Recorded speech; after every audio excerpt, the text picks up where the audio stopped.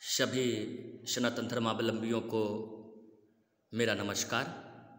आइए सुनते हैं भगवान श्री गणेश की स्तुति। ओम श्री गणेशाय नमः।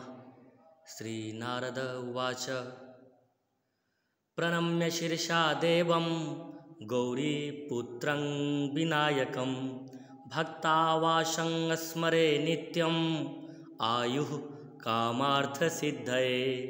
प्रथमं वक्रतुण्डं च एकदन्तं द्वितीयकं तृतीयं कृष्णपिङ्गाक्षं गजवक्त्रं चतुर्थकं लम्बोदरं पंचमं च खष्टं विकटमेव च सप्तमं विघ्नराजेन्द्रं धूम्रवर्णं तथाष्टमं नवमं भालचन्द्रं च दशमं तु विनायकं एकादशं गणपतिं द्वादशं तु गजाननं द्वादशैतानि नामानि त्रिसन्ध्यं यः पठेन्नर न च विघ्नभयं तस्य सर्वसिद्धिकरं प्रभो।